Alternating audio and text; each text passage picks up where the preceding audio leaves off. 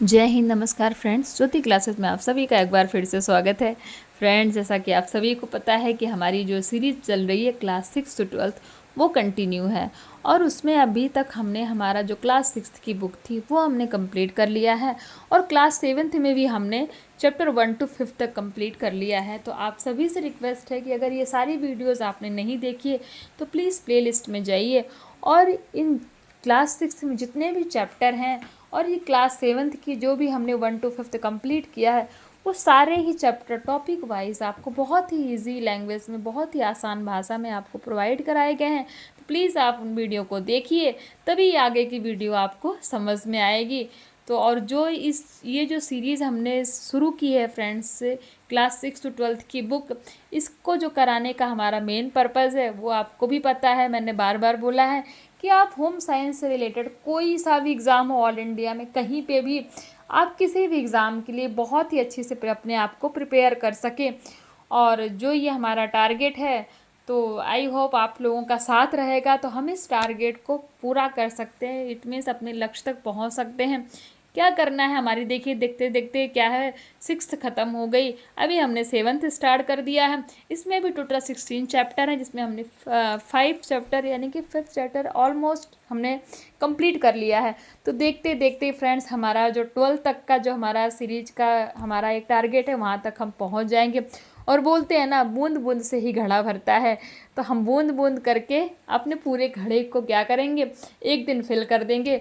और फिल करने के बाद आप देखना, आप कोई भी प्रीवियस ईयर एग्ज़ाम हो आप उठा के देखना, खुद ही आप अपने आप में ही आपको कितना सारा वो कॉन्फिडेंस फील होगा कि नहीं, पढ़ने का कोई फ़ायदा निकला।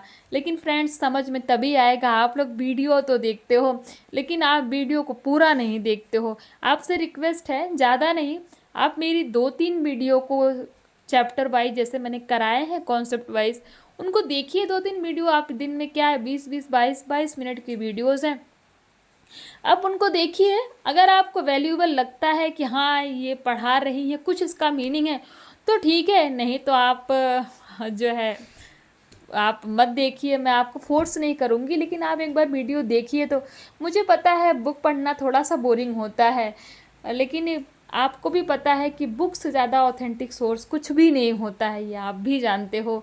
तो बस प्लीज़ वीडियो को पूरा देखा करिए और हाँ, चैनल को क्या करिए, सब्सक्राइब कीजिए, बेल आइकन को प्रेस कीजिए। और ये जो भी वीडियोज़ आपको प्रोवाइड कराई जा रही हैं, आपके जितने भी होम साइंस के जो भी आपके स्टूडेंट हैं, जो भी आपके फ्रेंड्स हैं, उन सब तक शेयर कीजिए, जिससे कि क्या हो, उनकी भी पढ़ाई कंटिन्यू हो। हम सभी को एक दूसरे की हेल्प करना चाहिए, क्योंकि बोलते हैं ना, हम दूसरों की हेल्प करते हैं तो ईश्वर हमारी हेल्प करते हैं, आप सभी जानते हो। तो बस यही कॉन्सेप्ट अपने लाइफ में हमेशा रखना चाहिए और हमेशा जितना हो सके एक दूसरे की हेल्प कीजिए, ताकि ये ना हो कि बस हम ही अपना हमारा ही काम हो, दूसरे से हमें क्या ही करना है, ऐसा नहीं होना चाहिए फ्रेंड्स। हमें एक दूसरे की हेल्प करना चाहिए। तो चलिए शुरू करते हैं आज की क्लास। आज की क्लास में हम ज़्यादा कुछ नहीं करेंगे। आज की क्लास में बस हम करने वाले हैं क्या, हमारा जो हमने चैप्टर 5th कंप्लीट किया ना फ्रेंड्स, ये देखिए प्रीवियस क्लास में हमने क्या किया था, हमने हमारा चैप्टर 5th कंप्लीट किया था, जो था हमारा पाचन संबंधी रोग हमने पढ़ा था। और पाचन संबंधी रोग में हमने 2 रोग के बारे में जाना था। कौन सा था, अतिसार, अतिसार के लक्षण क्या होते हैं, उसके बचाव क्या होते हैं और वो फैलता कैसे, इन सब के बारे में जाना था। फिर हमने देखा था फ्रेंड्स पेचिस के बारे में, और पेचिस के बारे में भी हमने पेचिस के लक्षण देखे थे, उससे बचने के उपाय देखे थे, और किन कारणों से फैलता है वो भी हमने पेचिस के बारे में भी जाना था। और इसमें हमने देखा था कि अतिसार और पेचिस में क्या डिफरेंट है। अतिसार क्या है, अतिसार बच्चों को ज़्यादातर होता है, लेकिन पेचिस क्या है, बच्चे और बड़ों में दोनों में होता है।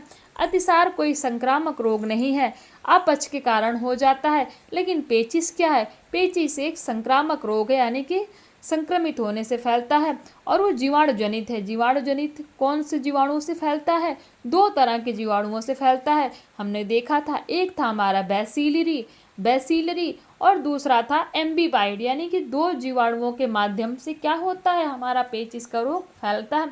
और ये जीवाणु क्या होते हैं, अति सूक्ष्म होते हैं, यानी कि बहुत ही क्या होते हैं, छोटे छोटे होते हैं। आप ये स्क्रीन पर देख पा रहे होंगे एम्बीबाइट जीवाणु दिख रहा है ना आपको, ये छोटा छोटा सा, तो इनके माध्यम से पेचिस फैलता है। तो हमने 2 रोगों के बारे में जाना था, ज़्यादा कुछ था नहीं, बहुत इंटरेस्टिंग चैप्टर था जो हमने कंप्लीट किया। आज फटाफट इसके स्मरणीय तथ्य यानी कि मेमोरेबल फैक्ट देख लेते हैं कि इस चैप्टर में जो है हमारा इम्पॉर्टेंट पॉइंट क्या है, यानी कि इस चैप्टर में ध्यान रखने योग्य बातें कौन कौन सी हैं उनके बारे में हम देख लेते हैं और देखते हैं इनकी प्रश्नावली। तो देखते हैं, पाचन क्रिया के अस्त व्यस्त होने के परिणाम स्वरूप जो रोग होते हैं उन्हें क्या कहा जाता है? पाचन संबंधी रोग कहा जाता है। आपसे क्वेश्चन पूछ लिया गया, पाचन संबंधी रोग किसे कहा जाता है? तो पाचन क्रिया के अस्त व्यस्त होने के परिणाम स्वरूप जो रोग होते हैं उन्हें ही पाचन संबंधी रोग कहा जाता है। पाचन संबंधी रोग से बचने के लिए सदैव शुद्ध एवं स्वच्छ जल तथा भोजन ग्रहण करना चाहिए। आपसे अगर क्वेश्चन पूछ लिया गया पाचन संबंधी रोग से बचने के लिए क्या उपाय करना चाहिए, तो ये देखिए क्वेश्चन में ही आंसर छुपा है। तो क्या करना चाहिए? सदैव शुद्ध एवं स्वच्छ जल तथा भोजन ही ग्रहण करना चाहिए। अतिसार मुख्य रूप से अपच के कारण होने वाला रोग है। तो अतिसार किसके कारण होने वाला रोग है? अपच के कारण होने वाला रोग है। पेचिस जो है क्या है? एक जीवाणु जनित रोग है, यानी कि अतिसार और पेचिस में देखिए डिफरेंस, अतिसार अपच के कारण होता है और एक डिफरेंस है कि अतिसार सिर्फ बच्चों को होता है, लेकिन पेचिस क्या होता है? बच्चों को भी होता है और बड़ों को भी होता है। और पेचिस एक जीवाणु जनित रोग है। सब्जियों तथा फलों को लाल दवा अर्थात पोटेशियम परमैंगनेट के घोल से धोकर ही खाना चाहिए। आपसे क्वेश्चन पूछ लिया गया कि पोटेशियम परमैंगनेट का दूसरा नाम क्या है, तो आप क्या बता सकते हैं? उसको लाल दवा के नाम से उसको जाना जाता है। तो ये है हमारा क्या है कि ये है हमारा पोटेशियम परमैंगनेट को हम क्या करते हैं? लाल दवा के नाम से भी जाना जाता है। और पूछ लिया गया लाल दवा को और किस नाम से जाना जाता है, तो पोटेशियम परमैंगनेट के नाम से जाना जाता है। फिर देखते हैं, खाने पीने की समस्त वस्तुओं को मक्खियों से बचाकर रखना चाहिए। नेक्स्ट है, बासी एवं अस्वच्छ आहार कभी ग्रहण नहीं करना चाहिए। बाजार में खुली रखी खाद्य वस्तुओं, कटे हुए फलों आदि का कभी सेवन नहीं करना चाहिए। हरी साग सब्जियों को बहुत अच्छी तरह से धोकर ही खाने के काम में लाना चाहिए। तो फ्रेंड्स, ये था हमारा स्मरणीय तथ्य, जो इस पूरे चैप्टर का आप क्या कह सकते हो, एक तरफ से कंक्लूजन, यानी कि इस पूरे चैप्टर में आपको जो भी इम्पोर्टेंट पॉइंट्स है वो यहाँ पे आपको दिए गए हैं। तो प्लीज़ आप इसको ज़रूर देखा करिए और इसको पक्का ही आप जो है सुना करिए और पढ़ा करिए। अब देखते हैं इसकी प्रश्नावली। देखिए, इस क्वेश्चन से ही आपको आंसर मिल जाएगा। पाचन संबंधी रोग से बचने के लिए सदैव क्या ग्रहण करना चाहिए? हमने अभी ऊपर ही पढ़ा, तो शुद्ध जल, बासी भोजन, बिना धुली सब्जियां, इनमें से कोई नहीं। तो क्या ग्रहण करना चाहिए? शुद्ध जल ग्रहण करना चाहिए। कब ग्रहण करना चाहिए? पाचन संबंधी रोग से बचने के लिए।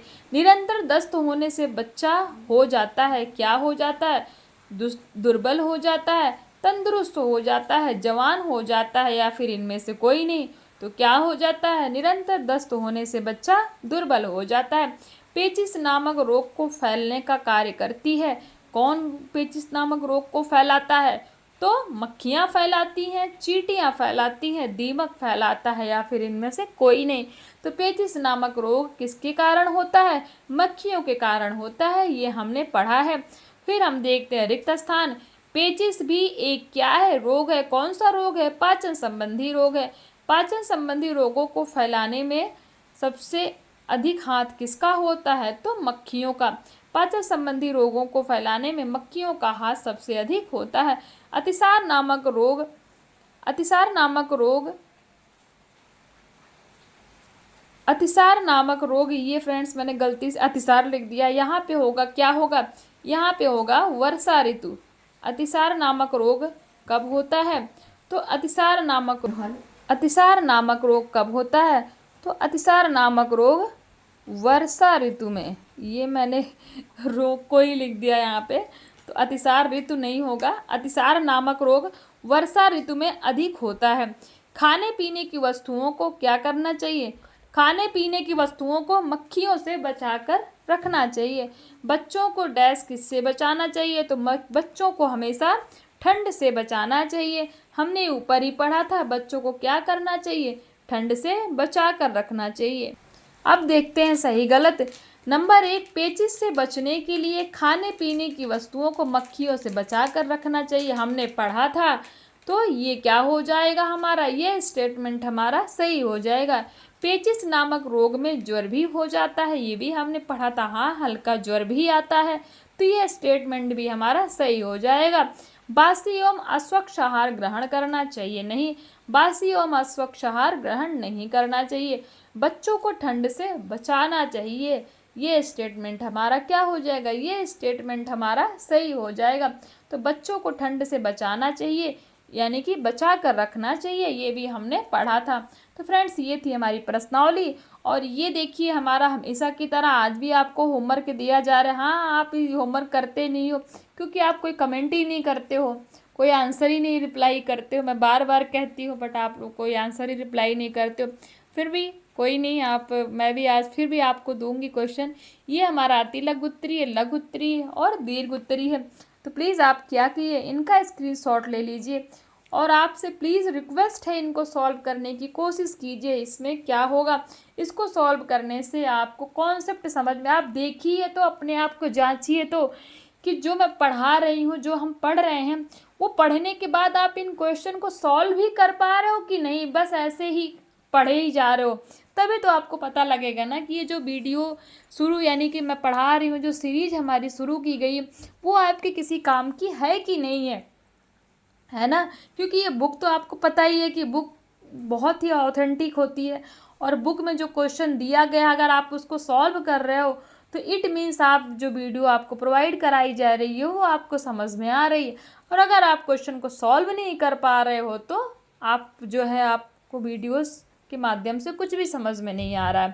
तो प्लीज़ इनका स्क्रीनशॉट लीजिए, इनको सॉल्व करने की कोशिश कीजिए, और फिर और अपने जो भी डाउट हैं प्लीज़ उनको कमेंट के माध्यम से हमसे पूछिए। हम आपके सारे ही डाउट क्लियर कराने की कोशिश करेंगे।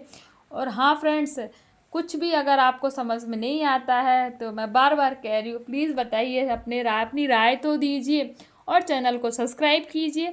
इस वीडियो को ज़्यादा से ज़्यादा लोगों तक शेयर कीजिए जिससे उनकी भी पढ़ाई कंटिन्यू हो। मिलते हैं नेक्स्ट क्लास में, तब तक के लिए जय हिंद, नमस्कार। हंसते रहिए, मुस्कुराते रहिए।